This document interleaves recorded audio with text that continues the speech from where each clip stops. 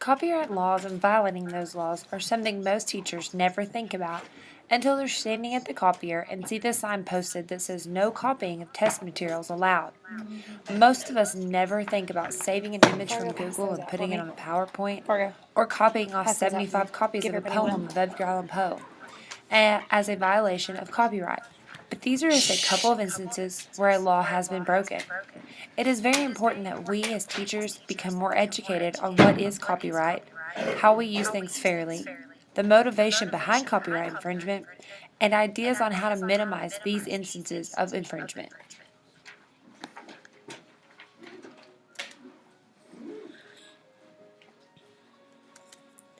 To sum it up, copyright is the law protecting the property of all creators from unauthorized use.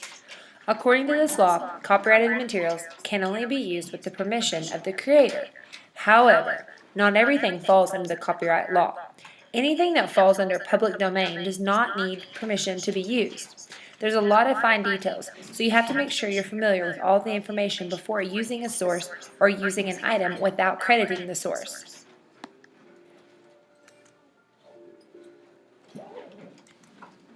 Copyright infringement is the use of works protected by copyright laws without permission. Copyright infringement disputes are usually resolved through direct negotiation and notice of takedown or the process of litigation in civil court. Ubiquitous. Look it up if you don't know what it means. Some of the motives for engaging in copyright infringement include pricing. People don't want to pay or have the inability to pay prices requested by legitimate sellers. Another reason that people engage in infringement is availability. The product that they're wanting is now no longer being produced or made, and they need to make more copies of that document or book or worksheet or workbook. Another thing is the usefulness. When a product comes like a DVD or a Blu-ray device, it's hard for teachers, especially to want to pay for multiple copies of those when they already have the original to be showing to their classes for educational purposes.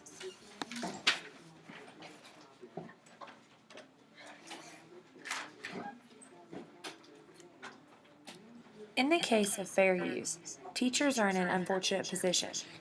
They are trying to push the limits of fair use. Once you get the next video, At the same time, they have an obligation to teach students about the respect for copyright law.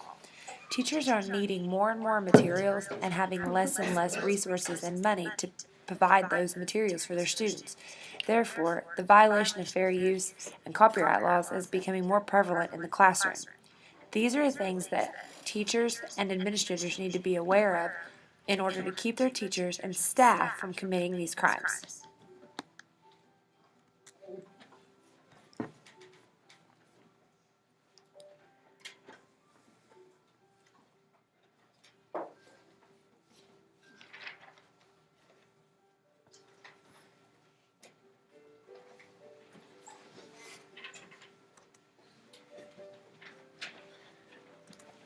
It is important to understand how a person can violate a copyright law.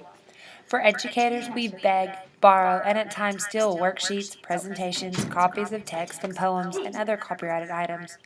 Most teachers would never break the law on purpose, but this is more a matter of being misinformed and being uninformed about the laws of copyright. There are certain uses of items that are used for educational purposes. These include the following: non-commercial instruction or curriculum-based teaching by educators to students at a nonprofit educational institution. Planned non-commercial study or investigation directed toward making a contribution to a field of study, or a presentation of research findings at a non-commercial peer conference, workshop, or seminar. What definitions of it?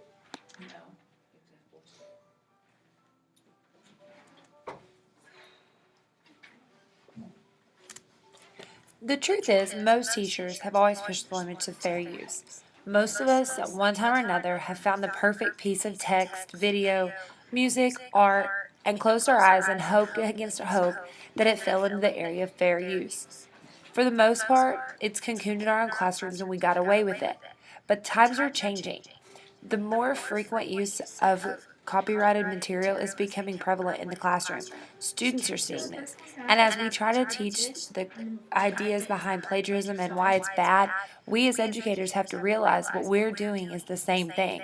And we have to have the information for ourselves and for our students to be prepared to make those decisions on what is fair use and what is being used as a violation of copyright.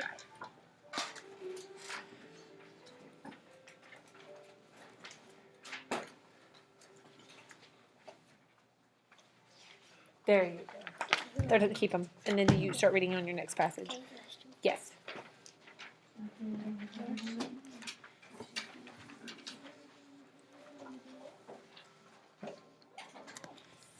There are several things that schools and school districts can do to help their teachers and staff from violating copyright laws. The first thing is to establish a process to ensure that all materials on the website is closely evaluated. Also, provide district-wide professional development for teachers. Include copyright law violation information. We want our students to also know about defamation, invasion of privacy, harassment, copyright law. And if our I'll tell you in a teachers second. aren't informed, how do we expect our students to be? We need to take prompt action if accusations are made of copyright violations. And also be prepared to stand up for staff and students if false accusations are made. In other words, our districts can do what they can to minimize the chance that our students and staff will be accused of copyright law infringement. This also minimizes the district's liability